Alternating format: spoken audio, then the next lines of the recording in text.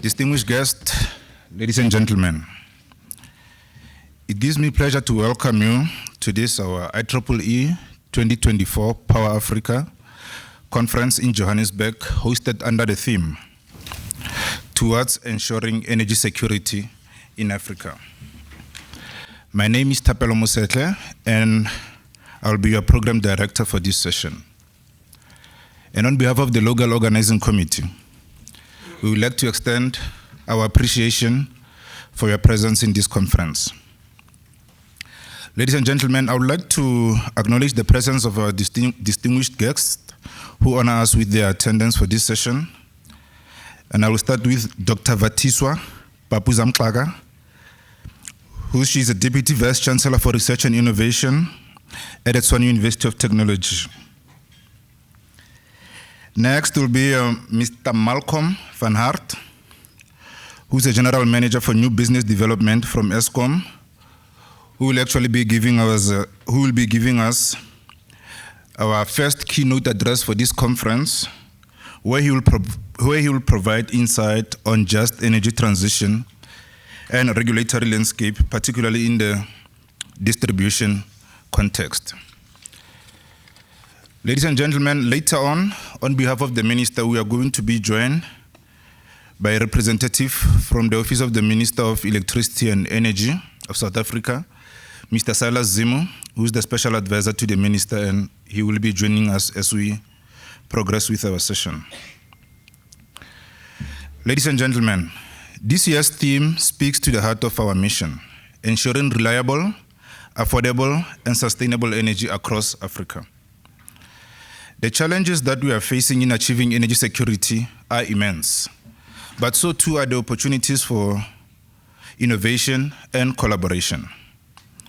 This conference will serve as a platform to discuss, to debate and design solutions that will help us secure the future of energy in Africa. Ladies and gentlemen, over the coming few days, we will hear from industry experts, researchers, and policymakers. All will be contributing their knowledge to help us move closer to achieving reliable, clean, and affordable energy solution. I encourage all of you to engage actively, to share your expertise, and build partnerships that will drive our collective success. Once again, ladies and gentlemen, welcome to this conference, and I look forward to the rich discussion and insight that will emerge from this important gathering.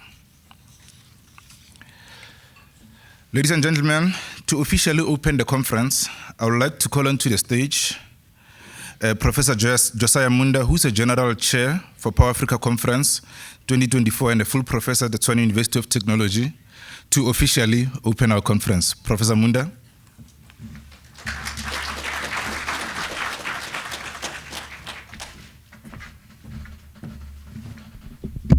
Thank you very much, Program Director. Just a slight correction. I'm just here to welcome you on behalf of the committee, but not to officially open the conference. Distinguished guests, we were in Marrakesh, Morocco, 11 months ago at the 10th edition of the conference. Here we are meeting a year later. A team of committee members have put together a conference that will take us from yesterday, when we had tutorials and entrepreneurs workshop, up to Thursday, and Friday we'll go for technical tour.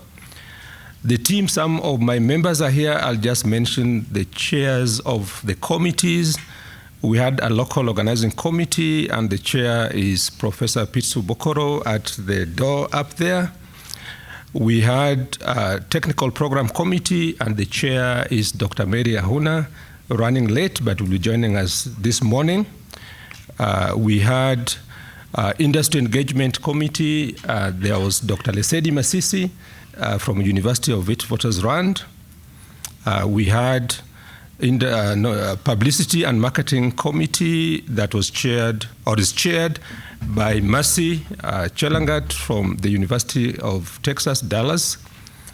We had the web team, and that was chaired by our program director, Professor Tapelo Musetle from University of South Africa. And finally, we had a finance committee that was chaired by Ms. Samantha Nyoita from Rwanda. She could not travel, unfortunately, but joining us virtually. Behind the scenes, we had a steering committee, or we have a steering committee of PowerAfrica, and led by Dr. Bruno Lequen, who is sitting in front, and supported by Dr. Avoki as the secretary. And together we put up this conference, and mine is only to welcome you to the conference and hope that you enjoy with us. Should there be any problems, challenges, please reach out to us. We've got volunteers at the registration desk. One of them is walking next to me here, so when you see those dressed this way, and us on the committee, please reach out and we'll assist as soon as we can. Once again, thank you very much and welcome to 11th Conference of PowerAfrica. Thank you very much.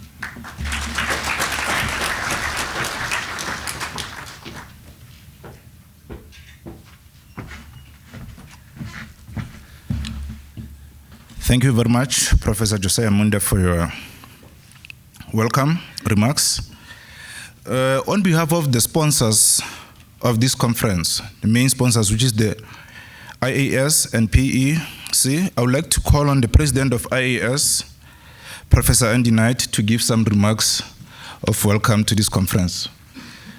Professor Knight.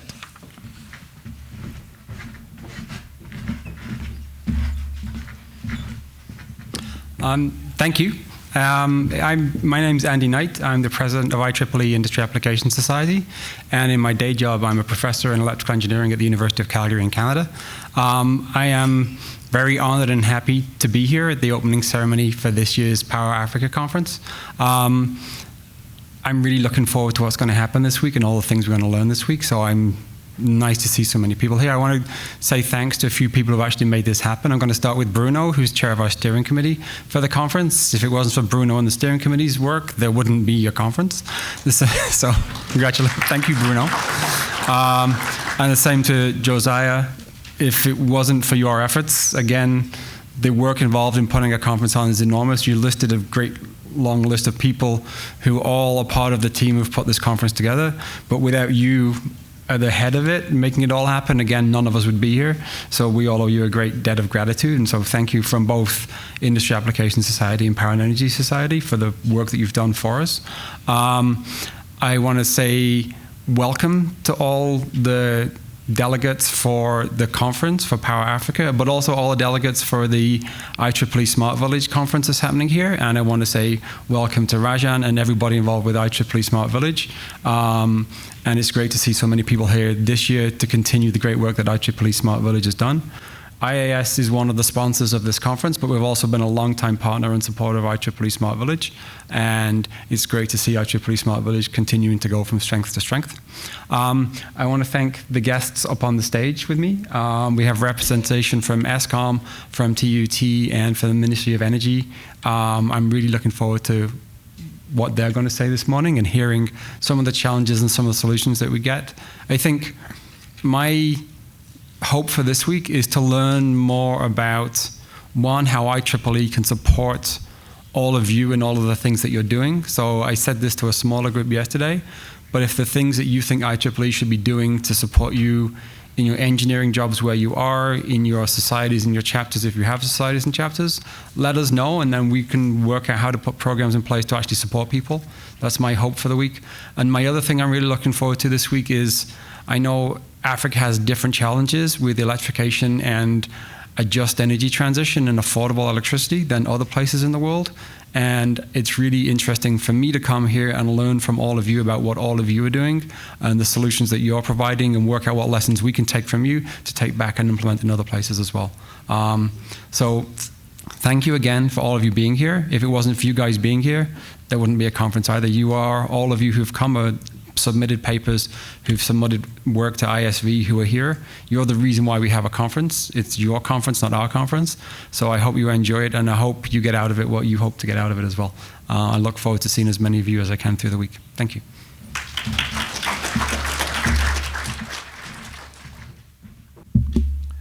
Thank you very much, Professor Knight, for your kind remarks.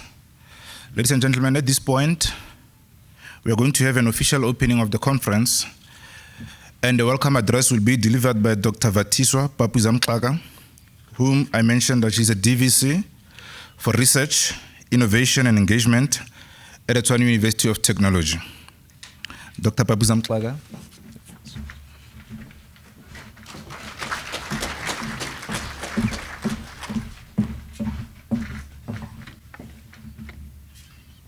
Thank you, Program Director.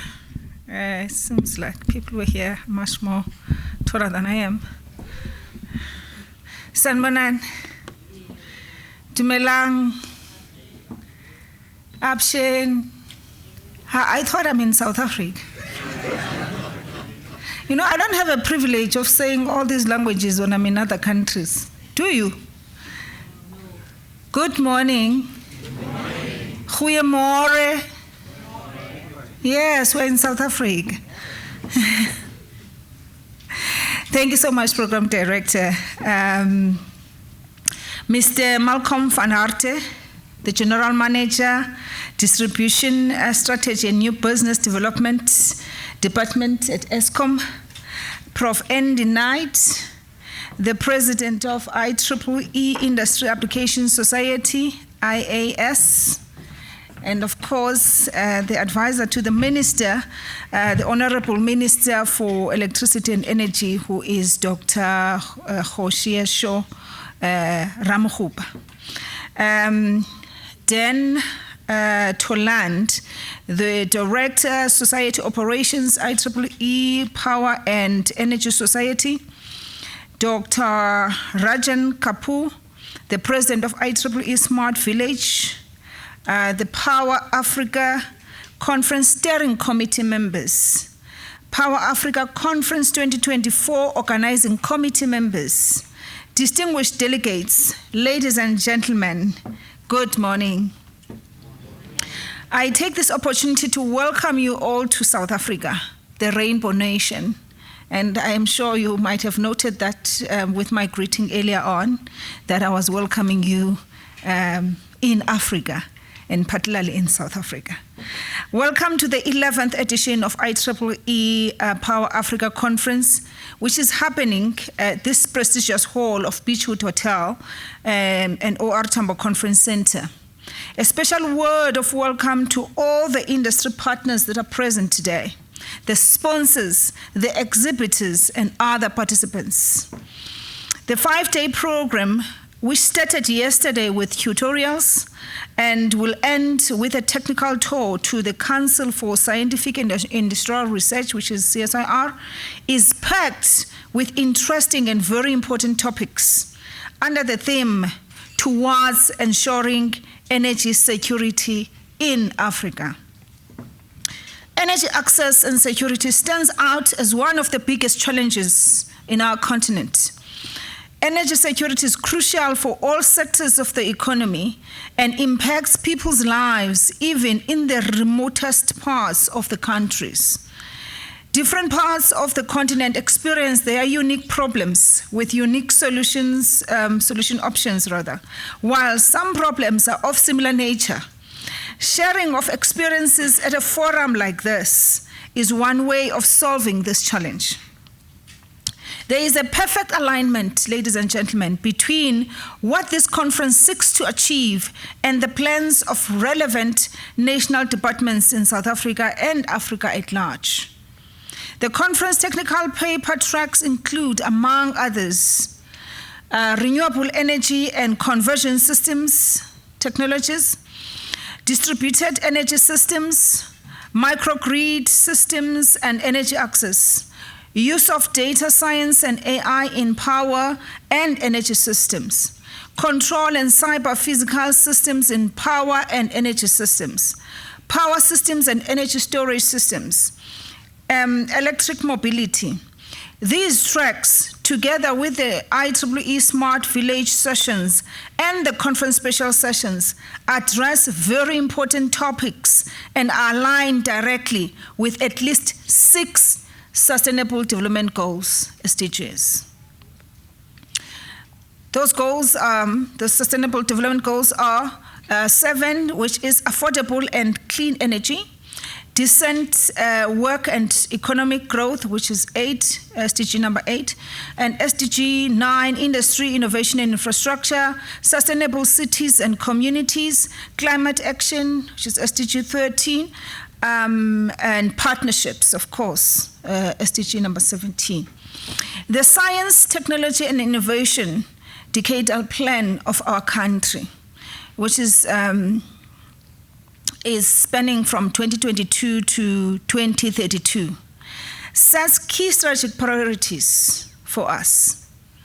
The manufacturing, agriculture, and mining sectors, the new resources of growth, the digital and the circular economy, health innovation, energy innovation, innovation-enabled capable state, innovation in support of social progress, societal grand challenges. These priorities, ladies and gentlemen, could be unpacked one by one, but time won't allow us to do that in this sitting. The solution of these challenges calls for a collaborative approach and partnerships away from the silo way of doing things. We need to collaborate. The PowerAfrica Conference is perfectly positioned to help in this direction by offering practical solutions. And dare I say, we are truly looking forward to those practical solutions. We are the ones we have been waiting for. The time is now, and now is the time. The academic and research institutions in South Africa are making tremendous contributions individually and collectively in this space, with the support of our government agencies as well as industry. Talking about quadruple helix, because we never leave behind our communities, as well as the fourth pillar there. It is my hope, ladies and gentlemen, that more partnerships will emanate from this conference. The Tshwane University of Technology, for example, has one of its strategic objectives focusing on strategic priority areas in relation to the drive within national, regional, and global areas, targeting 3 key areas, which are renewable energy, artificial intelligence, and climate change. So these are the areas that we are galvanizing ourselves around at Tshwane University of Technology, because they're of importance, and we cannot be left behind. We cannot be left behind. We need to be part of the solution. May I kindly repeat them? It's renewable energy, it's AI, which is artificial intelligence, and climate change. On behalf of the conference organizers and on behalf of the Tshwane University of Technology, I wish to express our sincere appreciation to the various government departments that have supported the conference in one way or the other during the planning stages, in particular the Department of Home Affairs, the Department of International Relations and Cooperation, and the Department of Electricity and Energy, which is represented here up in the stage. As I conclude, ladies and gentlemen, I wish to call upon all the delegates who travel to South Africa for this conference to spare some time away from the deliberations here to enjoy South Africa's beauty and the hospitality of our people. With those few remarks, I declare the 2024 IEEE PES and IAS PowerAfrica Conference officially opened.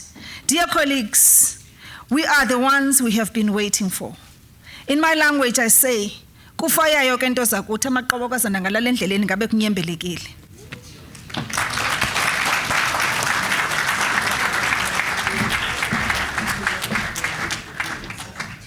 Thank you very much, Madam DVC, for your opening remarks. And indeed, energy access remains one of the critical challenges we are facing in Africa, and we can collectively hope that through this platform, there will be meaningful partnerships that will lead to sustainable solutions to this energy access problem.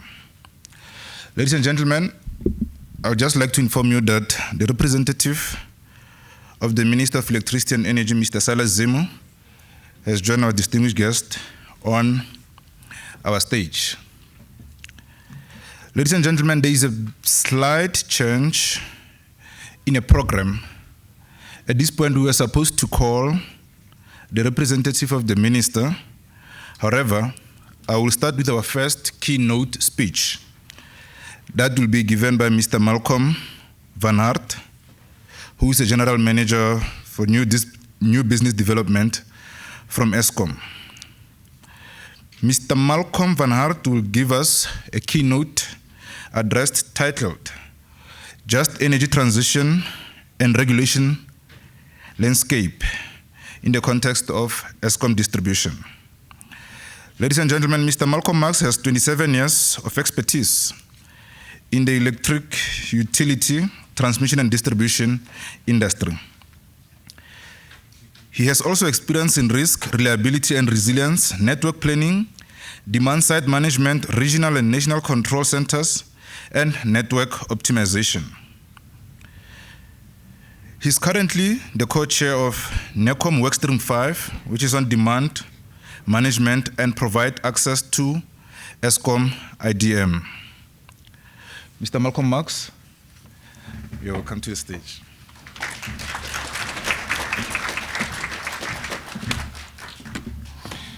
Good morning, distinguished guests. Thank you, Program Director. Protocol, actually, the advisor must speak before me, but the advisor gave me permission to speak. I think in line with technology, I actually also would like you all to just say hello and say hi.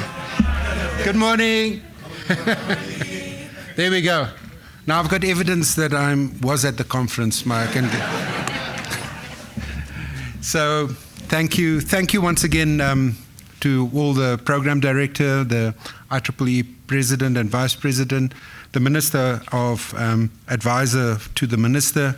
Obviously will be attaching on a lot of the policy and direction set within the government as we move forward with this industry change.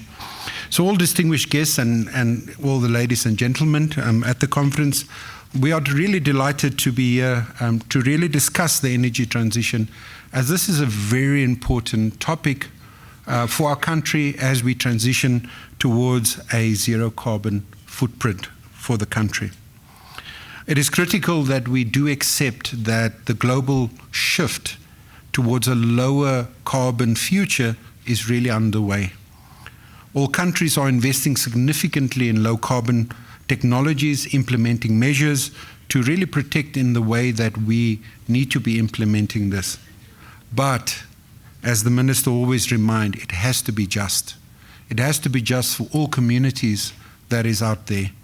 Transitioning away from a carbon-based society that is well dependent on a power station, it is important that the transition must be just.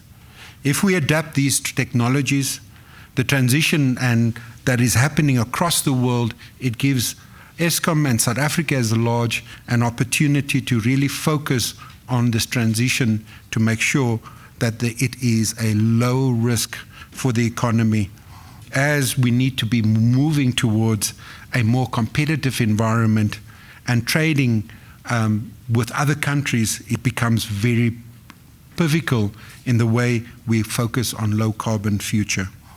The transition itself gives us a major shift in the way we're going to look at electricity. Gives us a major shift in the way we look at mining, transportation, agricultural, and manufacturing. South Africa perspective is a significant perspective. We do have challenges. The disadvantage towards CBAM is a reality, and it will definitely be a significant shift in the way we trade into the future. The impact that we're going to have on CBAM, on the country and the country's economy is of vital importance. For this reason, clear policy direction, policy setting has been made to shift the way the industry is moving into the future.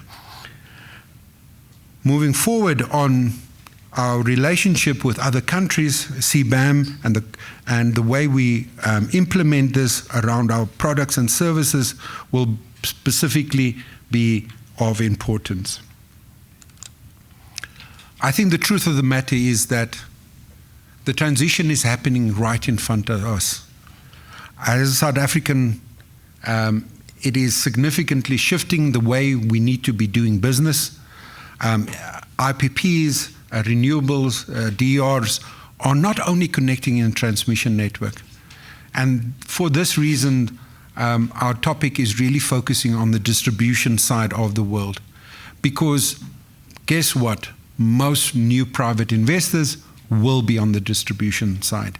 And if we don't shift the way the distribution business really changes and the industry evolves to accommodate microgrids, distributed energy resources, there will be a significant shift required, else we won't be able to participate in a future energy market.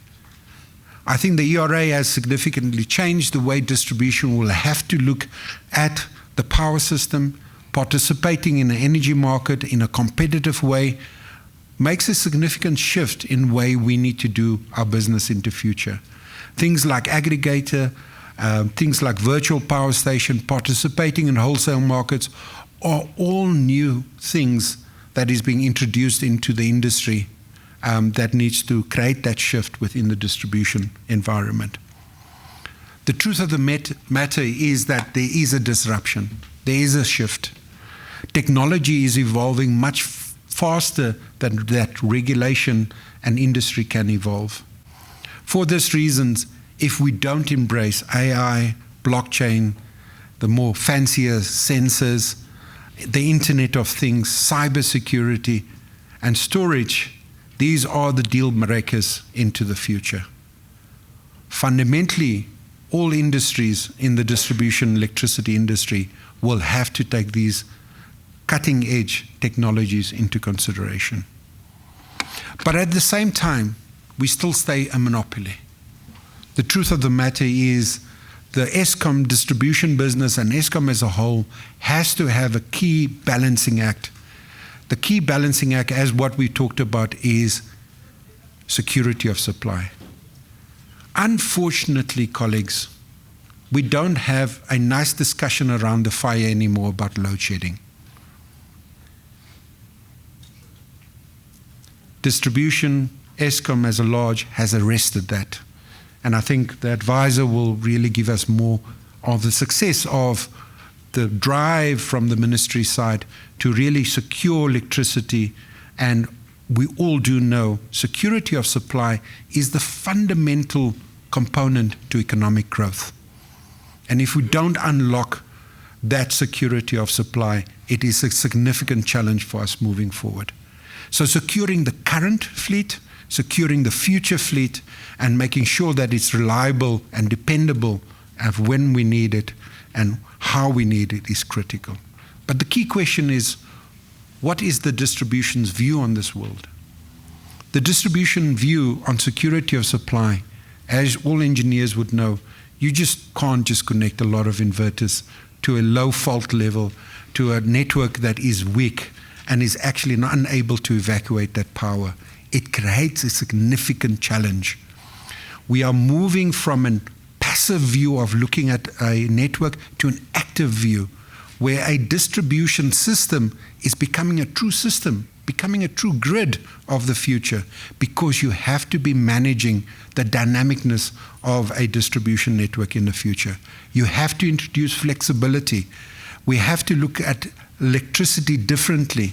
We have to look at a customer differently when we look at security of supply. A customer is becoming a prosumer of the future. And in that becoming a prosumer of the future, that customer has the ability to generate his own electricity. And the question is, what is that win-win that we can achieve, and at the same time keeping security of supply on top of the mind? Equity. And I think Salas will allude to poverty of electricity.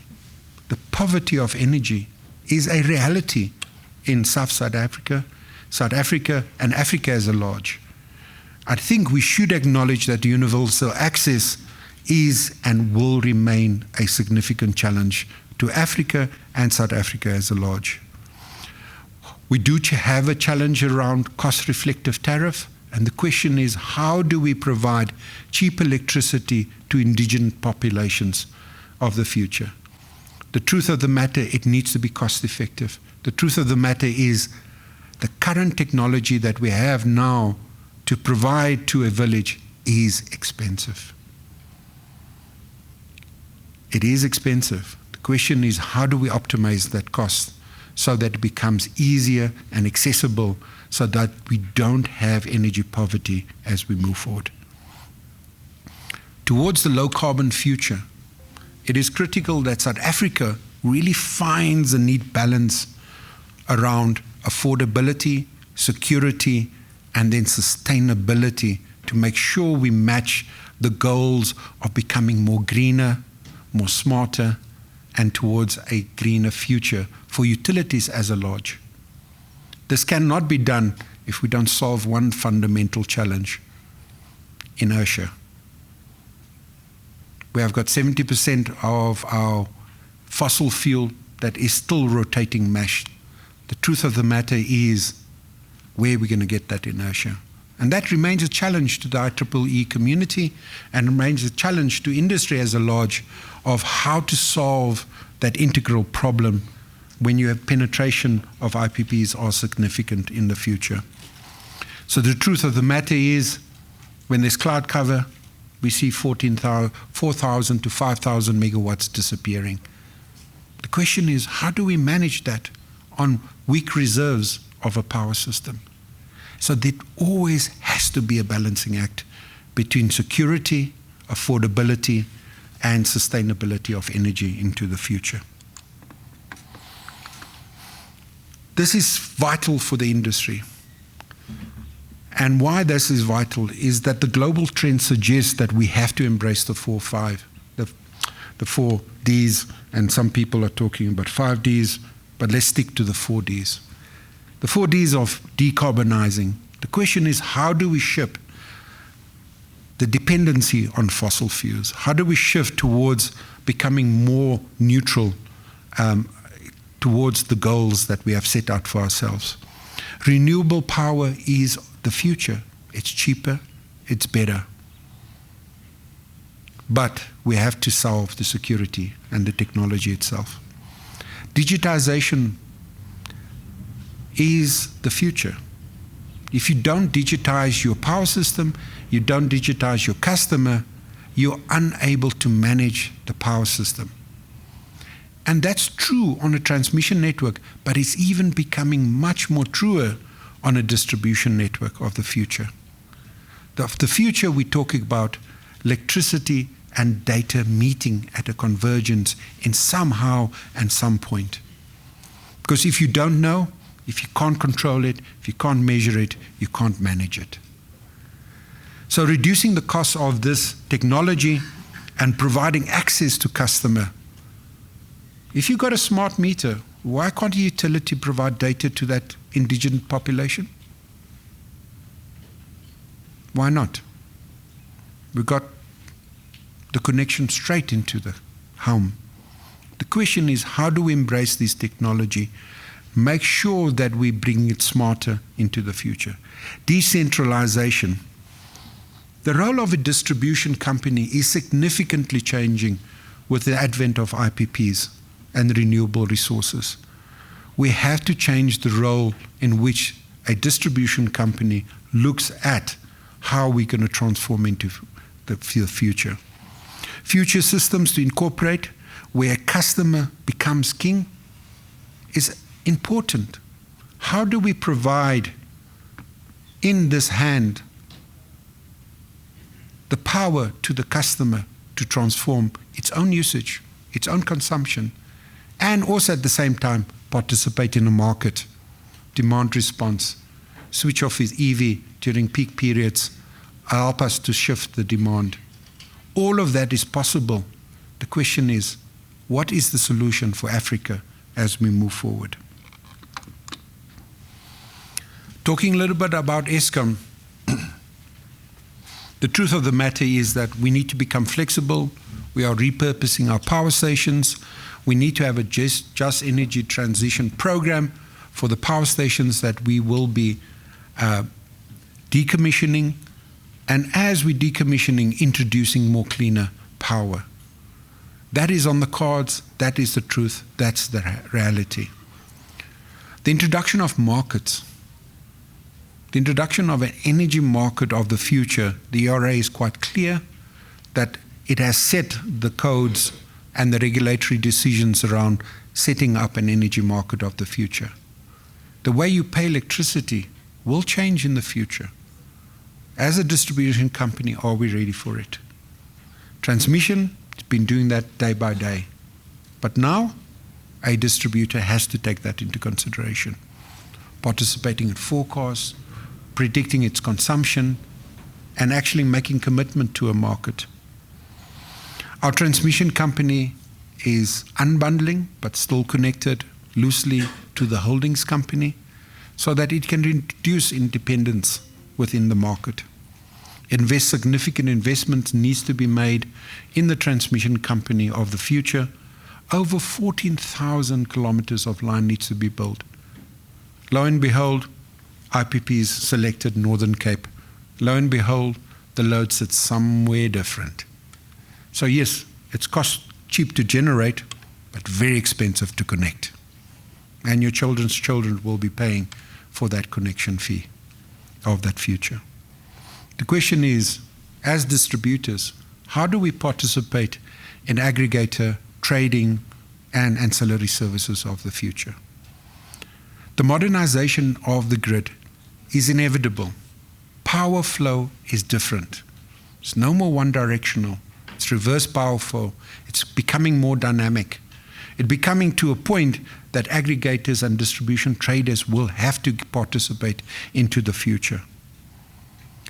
But if anything, we are doing it for the customer. If we do not take the customer along, make sure that the customer innovate as we need to innovate. If we don't bring power system back into just his mobile phone, we are going to lose this game. Customers would want to participate in green attributes due to CBAM, or the economic future will be problematic for them. Energy management solutions, demand management, becoming more efficient is a reality of the future. Do you want to burn OCGTs, or you want to put more efficient lights? That is more efficient, but not the best, but more efficient. Simple things like that. How many of you left your office and come to this conference and left your lights on? Admit?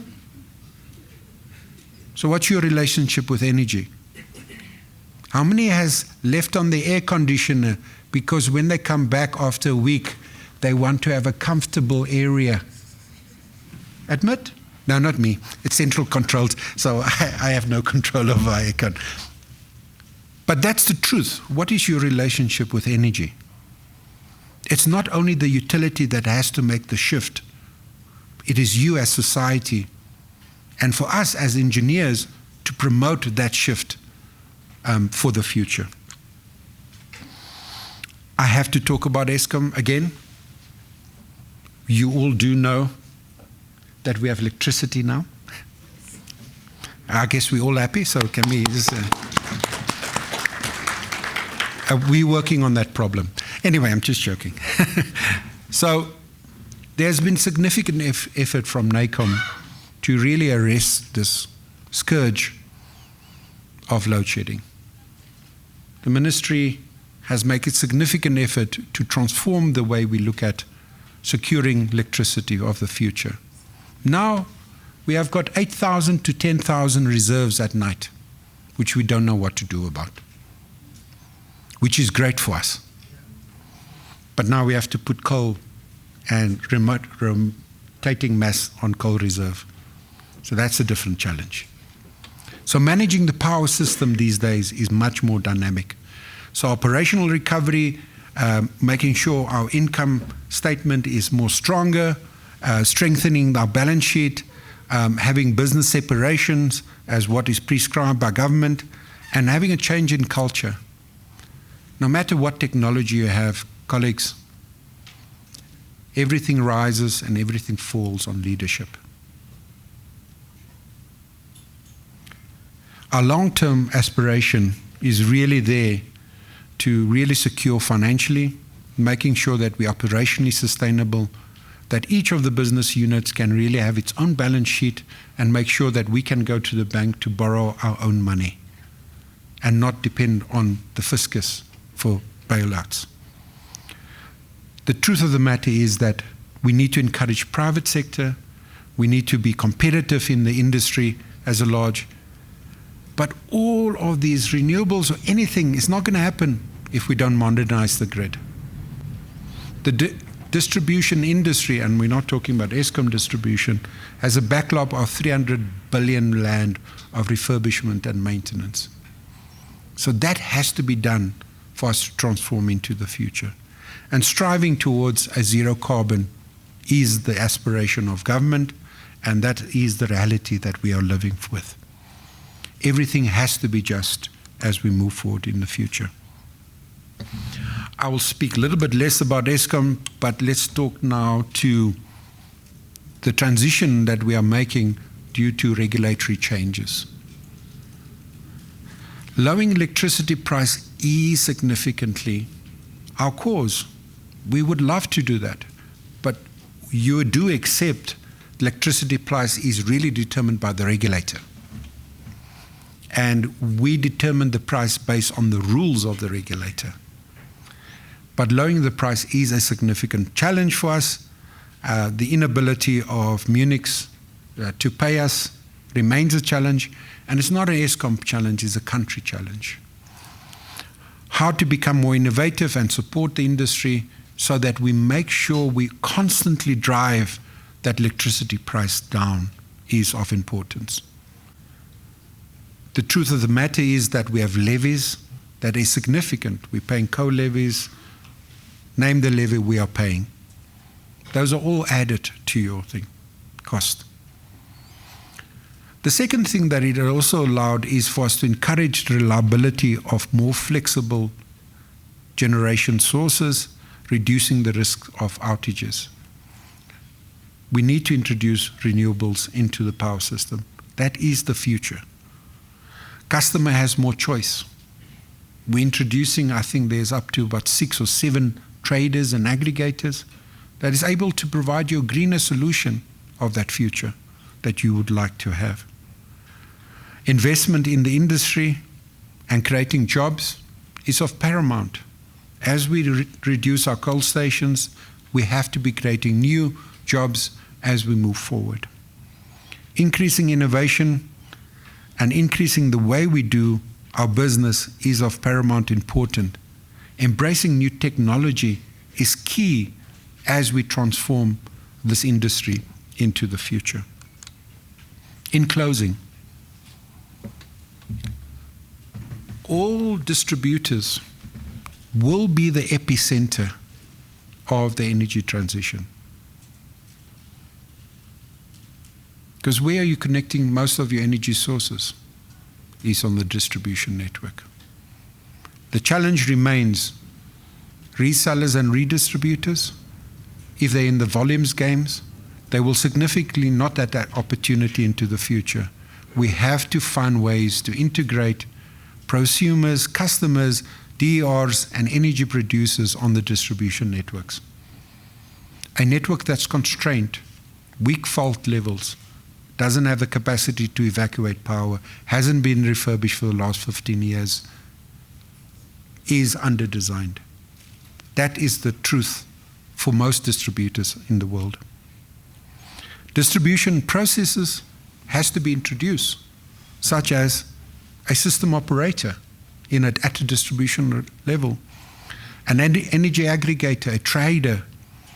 All of this is in the goals towards attempting for us to have a win-win solution of the future. We cannot be transforming this industry and not have a win-win situation for everybody. New technology, the technology revolution is there, but the more we connect it, the more we have cyber threats. The more we connect it, the more possibility is that we have cyber threats. And that's the truth why we separate OT and IT. And to all the IT people in the room, that's why we're separating IT and OT. But the transition towards a more modernized electricity sector and industry is important because data flow and energy flow is complementary to each other. Cybersecurity, privacy laws are all laws that we need to do. The question is, how do we stack this all up to give value to the utility and value to the customer at the end? We need to be competitive. We need to make sure at the same time, being competitive, we have to reduce the price of electricity. And most of all, the more intelligent we become, nobody has thought about one fundamental thing. What is your plan to transform your workforce of the future? Because we have to create a digital workforce of the future. No more just a protection engineer. That protection engineer needs to know cyber attack, how to configure a firewall, how to restart a server, because your substation of the future will be a small server room. And so it's no more just a protection engineer understanding protection technology, but he has to understand the entire value chain and understand the entire thing. Colleagues, as we move towards a more modernized ESCOM, a more modernized distribution future, a more modernized electricity sector, always remember, all your decisions you're making as engineers, I hope you're cradling and thinking about the future and making sure that you keep the best interests of this country at heart. Thank you.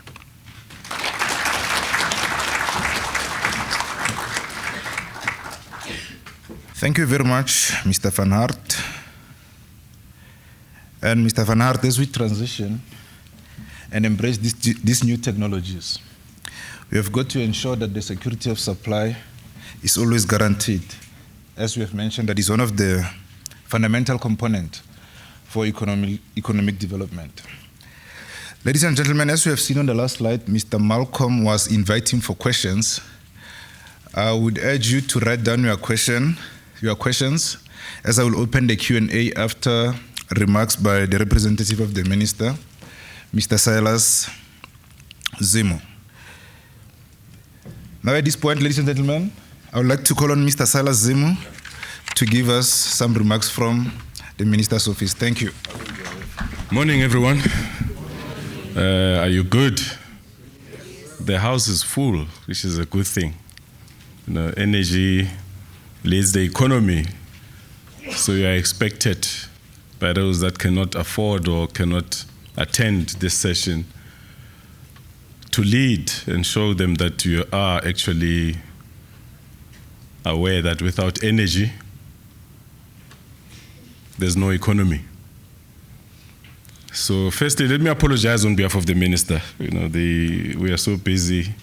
The diaries change every day. When I thought this morning they were going to say you're running late, they actually say make a U-turn, go to Pechuda. So I'm used to it. We work very, very close to one another. He doesn't have to brief me what to tell you, but it's actually an honor to be here. And when I saw PowerAfrica, I thought I had the opportunity to say no, but I can't say no to something like this. Firstly, my name is Silas Zimo. I am a BEng heavy current from Brighton University in the UK. I'm in engineering management from Warwick University in the UK. I don't have a PhD like my minister, but I'm sure one university will give me some. I've done a lot to qualify for it. So, what brings us here? You know, the whole world, the population is growing. It's growing because it has to grow. But if you know that as the population grows, to us engineers, that's a demand. Okay? So we have to ensure that there is enough energy for that demand. There could be people who are pregnant amongst us. It's a demand coming. So we've got enough guide to tell us and remind us that we need to ensure that there's enough electricity supply. We don't have anything else to look at. We all can see that it's here, it's surrounding us. It's an interesting demand. But when that child is born, there has to be light, there has to be warm water. Okay. Most of the time there is warm milk from somewhere, but other mothers rely on heated milk. So I'm just relaying this to show you guys that you don't have to have been in Warwick University or Brighton University to understand it. To me, it's very exciting. I look forward to December, when after the 25th of December in South Africa, the newspapers go, newborn babies, Baragwanath Hospital, all these hospitals. And some people is people that and the families are happy, oh, that's so and so. And I'm always on my calculator, say, you're 7, 8, 12. It's a demand. Now I have to say to ESCOM, did you see how many kids are born? So, and it's not only Africa, everywhere. The interesting thing with South Africa, though, in particular, is that even at the government offices, I still see boxes of free condoms. But the way we grow, the population growth is every 40 years we double. And Malcolm says, no, they're not from South Africa, they're from Zimbabwe. So what? They're still a load to me. If they could get into Johannesburg, they are a load. So you have to plan for them. And it's a good load because if they can pay, you get bonuses, Malcolm. But the whole world, nobody has left their country where there is energy and go to a country where there's no energy. So as long as you are leading the continent with energy, expect that you'll have an influx of people coming into South Africa. But the reverse is also true. We also want to go to Namibia. We also want to go to Zimbabwe to visit. The sad news of what's happening now in Zambia, no water, no electricity. The hydros are dry. It's sad. And every day they started by asking for 70 megawatts. We thought, a piece of cake, let's give them. Then they wanted 250. Then Malcolm and ESCOM says no. Then we intervene and say, what do you expect? If you don't give them, they're going to come to South Africa. You're going to use it anyway. But we want the Zambian economy to survive. We can't say we've got reserves and then have one of our neighboring states suffering. So we gave them the 400, the 250. They came last week asking, can we up it to 400? It took a long meeting, but we ended up upping it to 400. And nobody talks about ESCOM being owed by our neighboring states. That's for another day. I always remind them, we owe them ourselves here in South Africa, so why do you make as if neighboring states are worse? But what happened in South Africa last year is a repeat of what happened in 2015, a repeat of what happened in 2008. In 2008, we had load shedding for the first time. As engineers, we had even forgotten what it meant. People were saying, no, it's a power outage, it's not load shedding. It was load shedding. Then we stopped it. What did we use? A lot of his slides spoke about demand-side management. 2008, we did a lot of demand-side management, reduce the load, reduce the demand, and then the supply survived. 2015, it came back. We did the same, demand-side management. 2023, it came back. We had to change. Every time there's load shedding, I get asked to come leave my private sector to come and assist. And being my country, I can't say no. But you know what's sad? Is that when I'm in the private sector, I get what is called dividends. And nobody argues with me on my dividends. But when I'm in the public sector, what do you call it? Bonuses. Jan. And the moment you get given that small bonus, the whole world says, oh, he doesn't deserve it. He doesn't deserve it. But they forgot that I didn't apply for the jobs and I sacrificed for my family. So President Ramaphosa came up with an action plan. And the action plan was straightforward. Fix Eskom. Allow the private sector to come into the space. Allow the IPPs to come into the space. Do solar rooftops. Unbundle Eskom. Okay? So a month before the minister was appointed last year, we had many meetings where he was convincing me that, come, let's do this. We've done it before, we can do it again. And yeah, so we took the challenge. We were called a project. We were not a ministry. And we visited all the power stations in a month. And he said, tell us what's going on. Why is this situation like this? And many things came out. But then we realized that our infrastructure has been neglected for many, many reasons. To me, it was lack of leadership on the Eskom side. Secondly, if you leave economics to lead, if you make economics to lead, you end up having engineering suffering, because everybody looks at the cost saving and nothing is cheap. So the primary energy being coal and water is not cheap. But you could see where the savings were coming from when you opened their books. Power stations were suffering. Yes, there's corruption. There's still corruption, I'm not going to lie to you. We're dealing with many, many things there. I can't wait for them to be announced, because it makes me lose weight.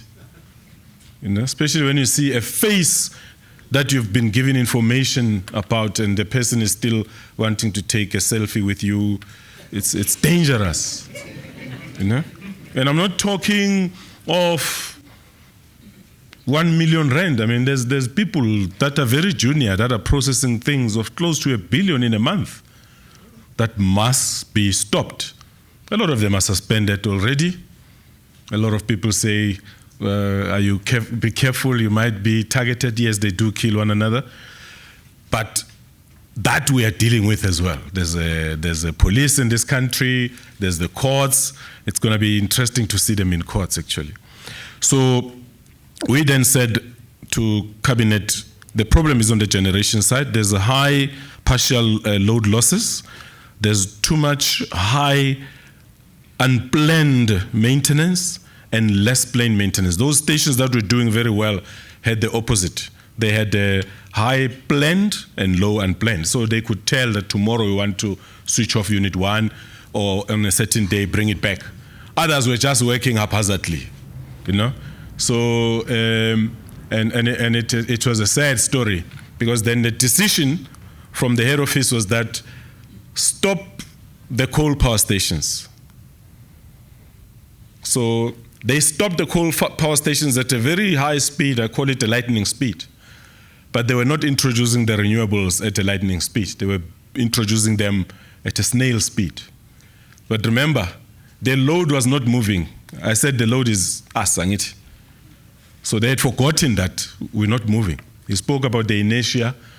South Africa is an industrialized country, not a tourist country. We can't live on green renewable energy only. Our industry needs rotating machines. You know, it has to do with the frequency and many other things. So, long story short, we brought back, we're going to Treasury, they gave us the billions that Eskom needed, and we started bringing back the old stations. Unfortunately, one station that could not be saved was Komati, which brings me to the just energy transition. You know, this just energy transition, if you Google it, it's just, in English, it's a simple thing. It says morally correct. So you can't close a power station before you introduce what you've told the communities about and still expect that it's morally correct. Okay? Now, when you look at the world energy outlook, the whole world is still relying on coal. But we are being told to use less of coal.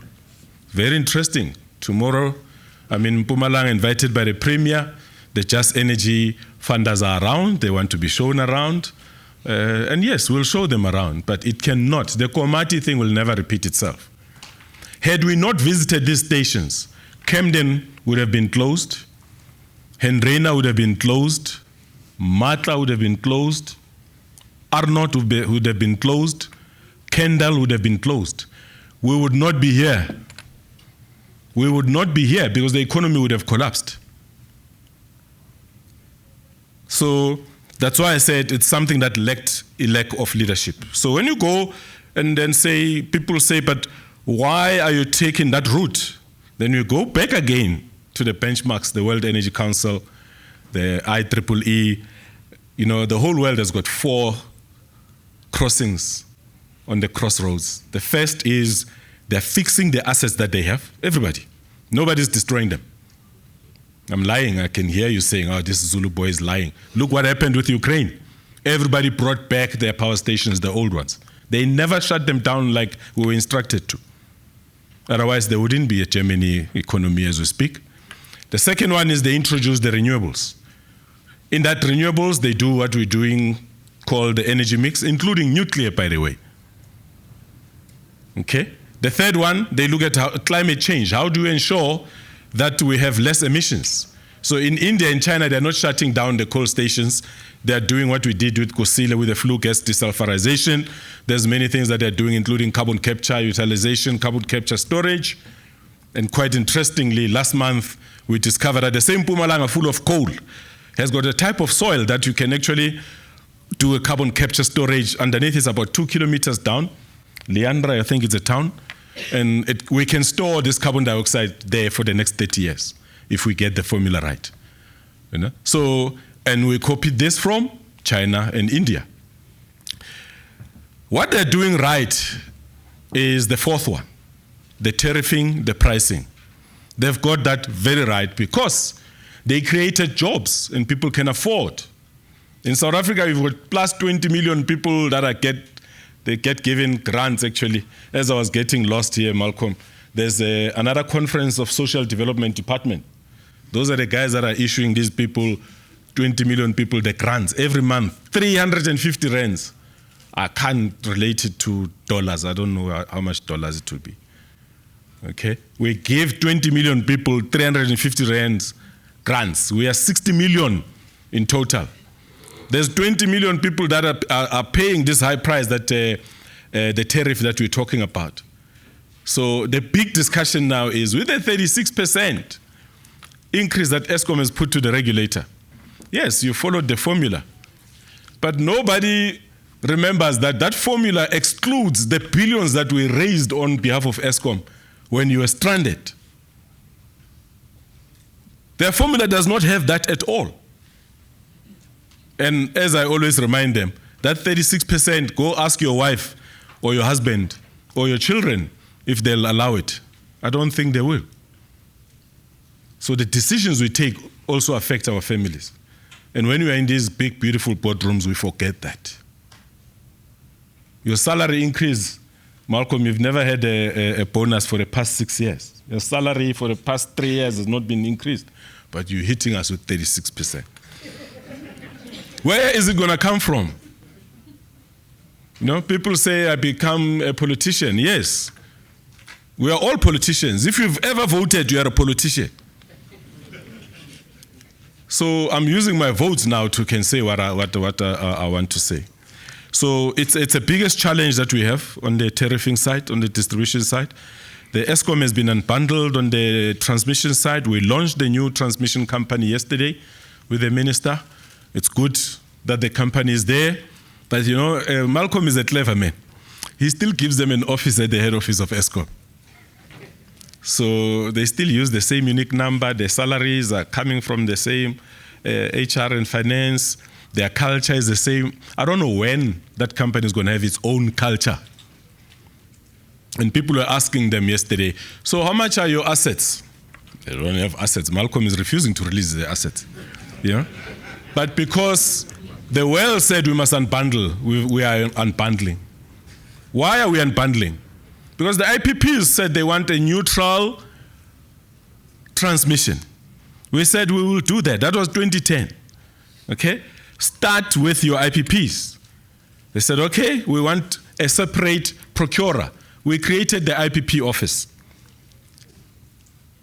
90% of them are connected. I don't know if you heard what Malcolm was saying. They're connected on the distribution grid, 132 kV, 275 kV downwards. They are not on 765 kV. They are not on 400 kV. So distribution is very key in ensuring that these IPPs continue. Now, they've won. We've now unbundled ESCOM. Transmission is separate. There's things that we're going to be very strict on now. Your financial close date, if you miss it, we take the bonds. The communities where your projects are, you must have equity for the communities. All these projects are happening in provinces where we would not have created any job. There's poverty. It smells like hell in those areas. It's good to see the IPPs in the Eastern Cape. It's good to see them in the Northern Cape. There was nothing there. Let's take it. Give it to them. Nobody would leave their nice, beautiful environment in London or Paris to go and stay in Kukemur, Northern Cape. But they're staying there. And the economy is booming. There's now petrol stations. There's now shopping centers. Because energy leads the economy. So we believe that we've sorted out distribution, how we did it. When we got to the power station managers, a lot of them didn't know who the CEO was. They know the name, they've never met. So there were structures that we had to cut down. We cut down on the COO structure. In engineering, when you have a COO and you don't have the terms and references that are right, you're causing trouble. So we said COO, position out.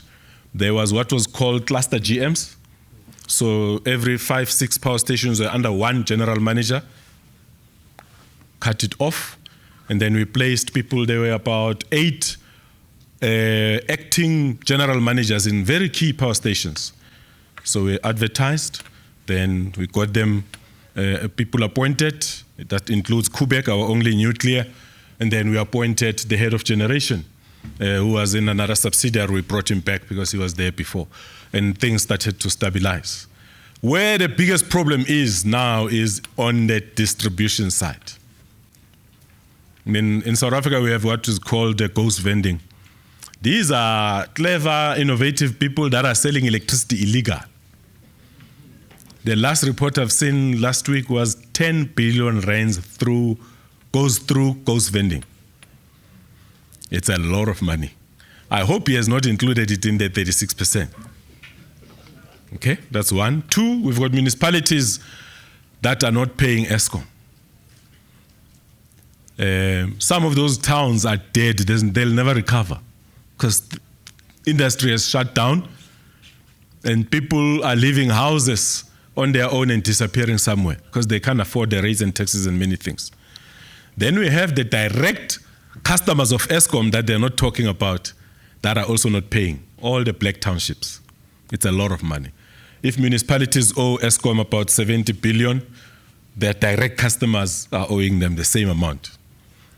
And last night I said to them, bring it into the books, let's talk about it so that when we get solutions for municipalities, you're also not going to come tomorrow and say, you forgot us. We know that you are owed.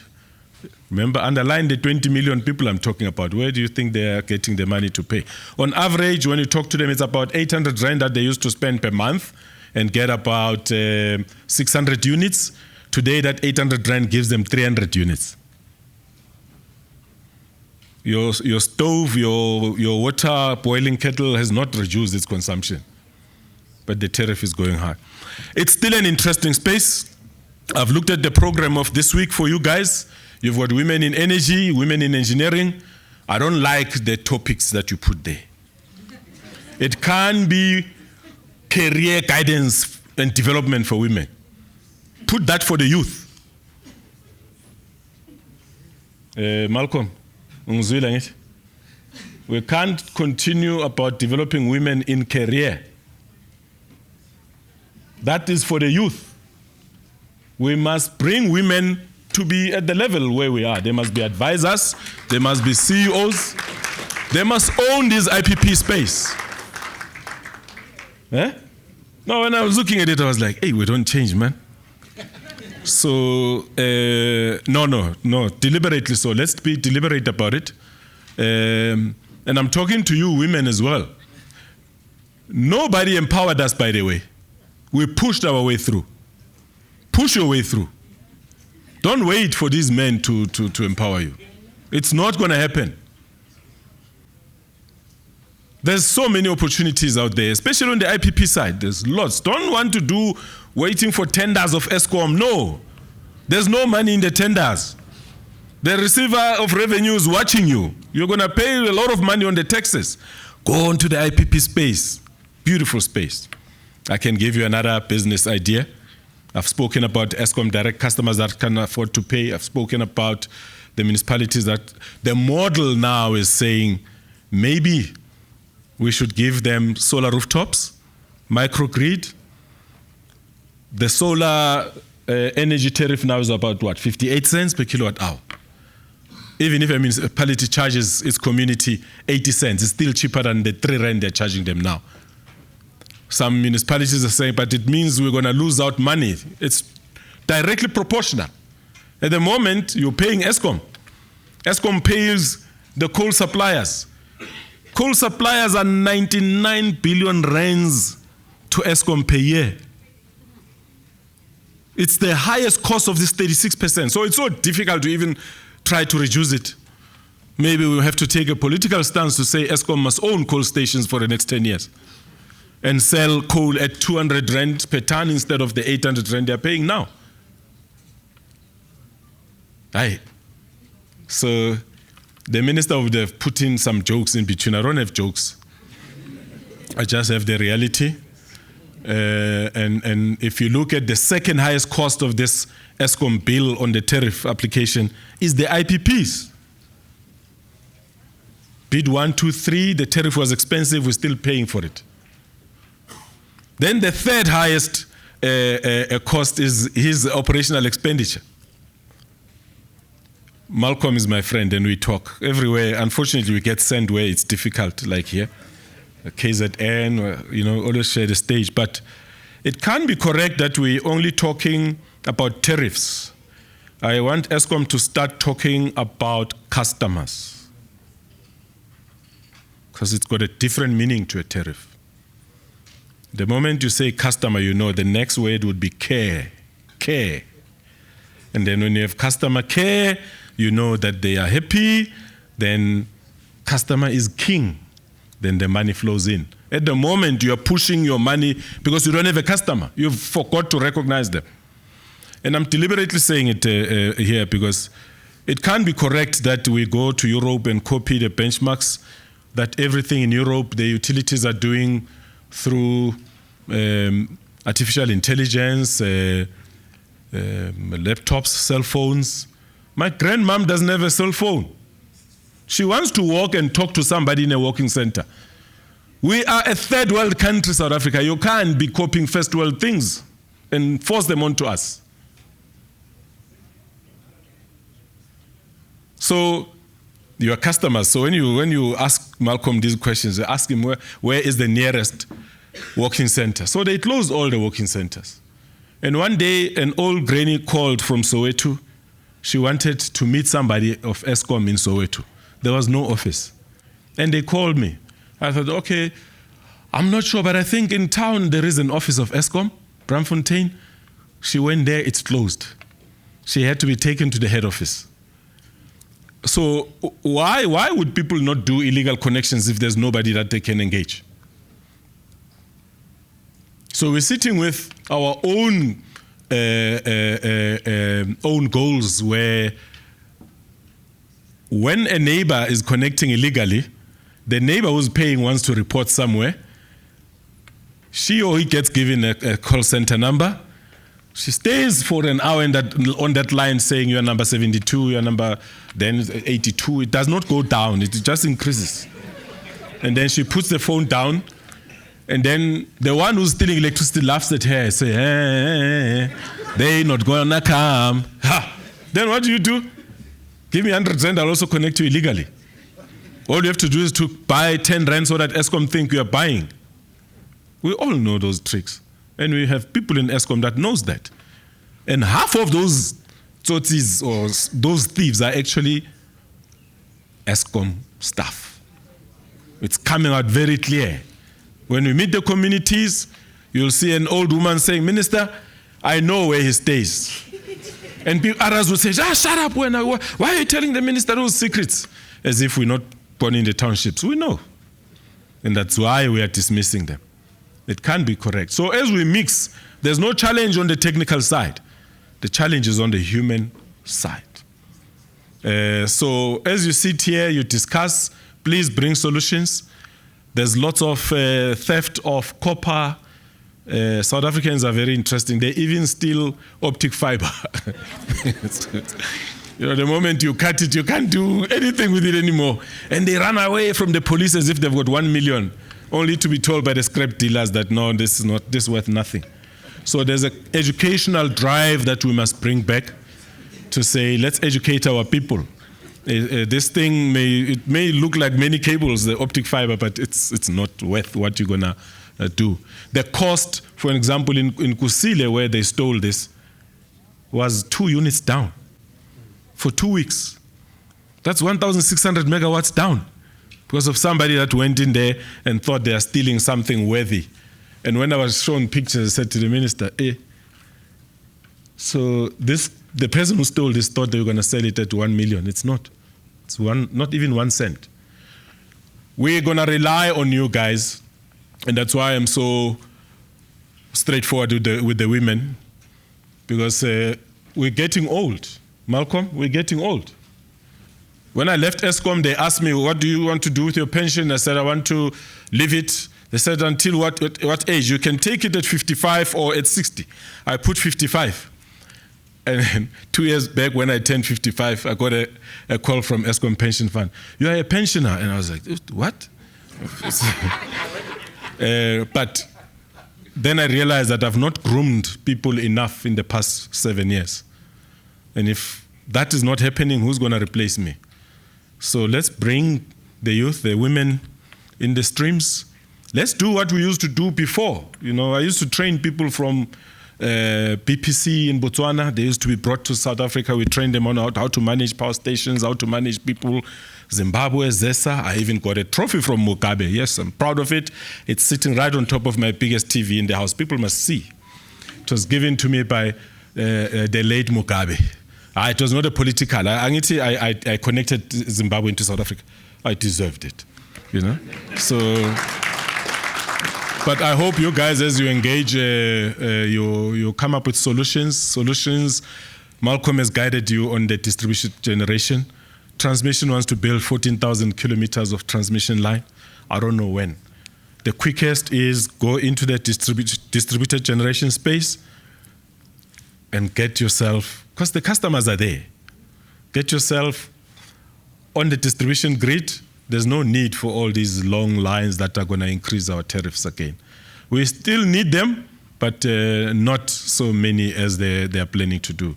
And with those, to all the foreigners, the dignitaries that came from other countries, thanks for honoring South Africa. We always like hosting people.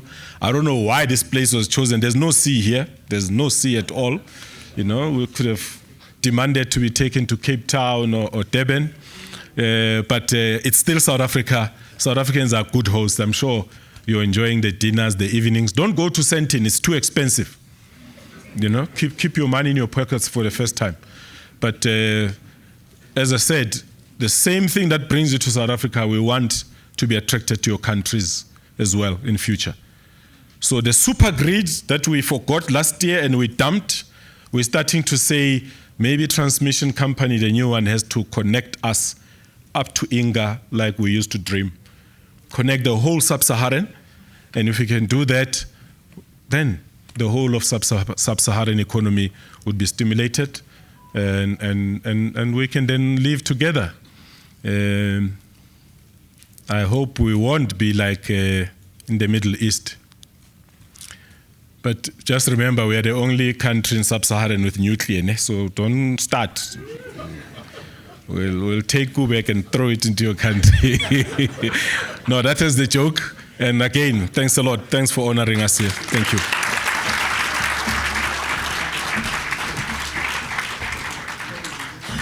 I'm going to put this as an open-ended question, and intentionally so. My question is, Do you think that we are doing enough to align our efforts towards energy sustainability to the benefit of the continent as a whole? And what opportunities might there be that we can take advantage of? Thank you.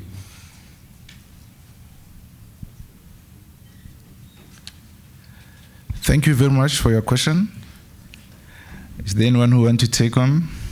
Oh, okay. Can you give him mic? Oh.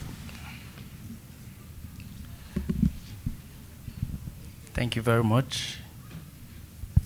Okay. My name is Abdulatif Aliyu. I'm one of the ISV Senior Vice President, and I'm happy to witness your keynote, sir. And interestingly, same problem you highlighted about the theft of optic fiber and cables are there. So as the government start looking in line with how technology can help to provide some kind of surveillance for this cable, if not, when do you want to start? And which technology are you thinking about? Thank you. Okay, I will take the last one. Professor Davidson. A very big thank you. It's a very simple question. The concept of the African supergrid, different studies, different initiatives, WESCO project, and other things that government has invested in. Lots of studies, lots of research, may end up hanging on the shelves after a while. What are the constructive plans of the government, ESCOM, and so forth, to actualize the African supergrid? It's a very important thing because we have multiple times the entire consumption of South Africa lying idle for lack of investment and political will. Thank you. Thank you very much, Professor Davidson. Those are the comments that I will take for this session. And okay, Mr. Zim seems to be going first. I think we need to all comment on this. So if I start with the last one, the supergrid, there's a lot of connections already. But the challenge becomes, for an example, if you take a line from Matimba power station in South Africa, it goes into Silibe Pikwe. It's a 400 kV line designed to can operate up to 765. It gets into Botswana, then the Botswanans shut down Silibe Pikwe power station, which was a mistake. Then it leaves Botswana into Bulawayo. It's still a 400 kV, but when it gets into Bulawayo, it gets connected to a 132 kV line. So the capacity to can take what South Africa can take there is a problem. Hence, now with the Zambian challenge, Zimbabwe had enough to can give to Zambia, but it was causing the stability of the whole grid. And hence we had to say, let ESCOM come up with another plan. So that's one. Two, we can't ignore that there's still political instability in some of our African countries. And some have never wanted anything to happen on their land. And that's why you would see there's gaps of lines that must still be completed to finish the supergrid. The interest is still high because South Africa owns 20% shareholding in Inga. But Inga is not just a river. It's not an ordinary river. Just go into Inga. When you are in the middle of Inga, you can see how powerful that water is. Okay? I mean, you see grass the size of a soccer pitch just going haphazard in a river. How are we going to use that river to have a big hydro on the other side? So there's other technologies that must be thought of, and we must think of them very well. One mistake, Inga would be gone. That river, that water will just disappear. So there's technical challenges. I think 2 months back, they spent a week here in South Africa where they were ironing out the issues of Inga. It takes 2 weeks because they come with an interpreter. They speak French, then the interpreter interprets. The South Africans speak English, then the interpreter interprets. So it's a quite interesting meeting, you know, because yeah, you would be bored if you're not patient. So, but it was worth a meeting to be held. Hence, we hosted it. What's that other one? Other one was the optic fiber and what technology? Yes. So on the there are a lot of technologies. So, and I'm saying to people, let's not start anything from scratch. If you go to Singapore, all the infrastructure is guarded through a control room. Because it's fiber, we use fiber for SCADA, by the way. So it's already there. Why don't you just connect the cameras? Where they beat us is that there's dedicated servitudes for services in Singapore. You don't find this thing of South Africa, optic fiber company here, water there, electricity there, then somebody damaged the other ones. You know in Singapore where is what. But with that technology, you can also see where there's a fault and send your technicians right where the fault is. At the moment, our technicians drive around looking for a fault, and that's why it takes 2 days to restore power. I'll leave the rest to you. But as I say, the technologies are there. Sure. Yeah, so maybe I'll focus my response on thinking is sustainable. I don't think we do enough. I think we should always do more, specifically towards reducing the newer technologies' costs for implementation and obviously offsetting of costs. That's exactly where PV has significantly made a shift and why PV is being implemented. Wind needs to get there, but there's a number of inverter technologies that in my mind, I think engineering in a whole need to be developing much more so that we can reduce the costs. We have to make it cheaper so that anybody, even in a township, can afford such technology into the future. So the question is, have we done enough? I don't think we'll never do enough as engineering.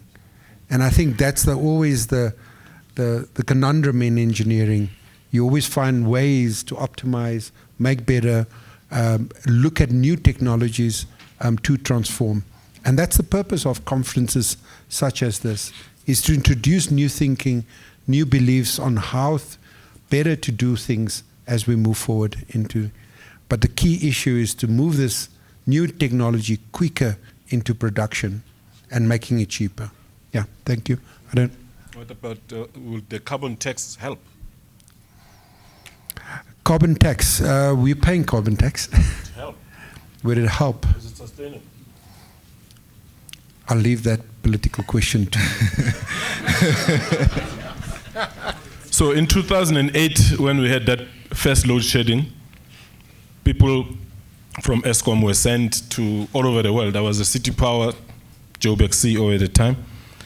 And they came back and said, everybody in the world increase the tariff so that people can use less. And we call that an incentive. And it didn't help. Now we're introducing carbon tax. So the issue of sustainability, I'm telling you, it's not going to help.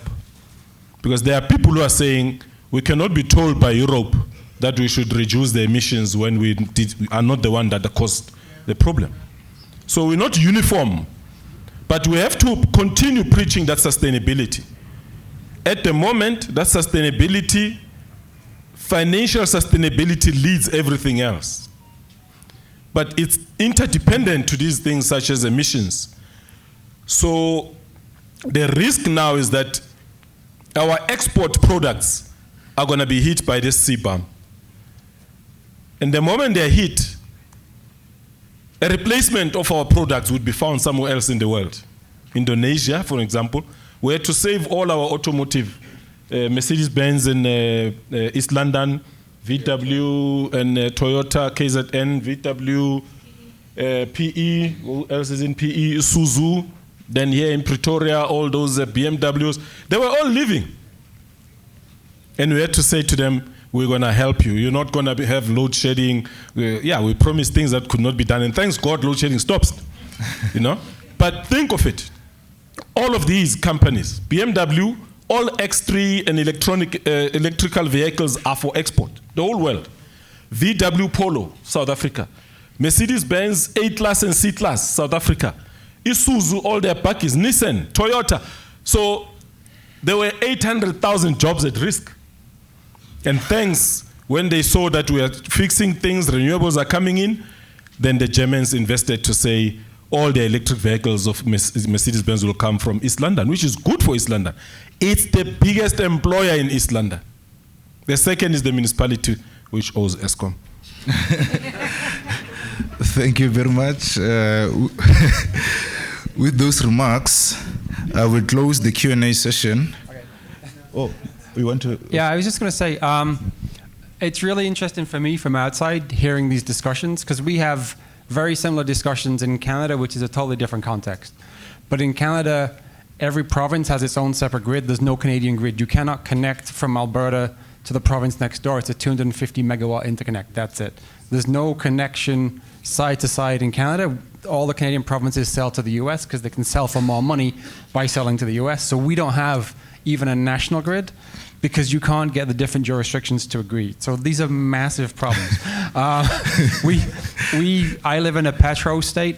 We have a lot of oil and gas. So all of the issues of you can't shut down oil and gas because of the jobs and what are going to do with jobs are the same thing. I think one of the things that I really heard is, thanks to Josiah for putting you three together on the stage, it's really, you got to do education, you've got to do the technology, you've got to do the policy. One of the things I like to talk to other people when I go talk to students is, you're engineers at an engineering technical conference. If you don't learn to talk to the policy people, you're wasting your time. Mm-hmm. Every country in the world has the same access to exactly the same technology. There's no technology you can buy in Europe that you can't buy in South Africa, right? But it's a different policy, and the policy has to fit the context. But if you can't explain why your technology should be used, then it doesn't get commercialized and nobody implements it. In my province at home, for a long time, the legal regulations said you had to have spinning reserve. So you couldn't have battery reserve because the law said it had to be spinning, which meant it was mechanical. Eventually, after a period of years, the legislation has changed. You take out one word, you take spinning out, and you can have battery operated reserve. So you need to explain to politicians the importance of the wording of the legislation of what you need to do. I think it's great that the three of you are here, so thanks, Josiah. The combination of education, the technology development, the market for it, and the policy, engineers need to be able to talk to all three, and explain needs to also. So thanks to all of you from my perspective.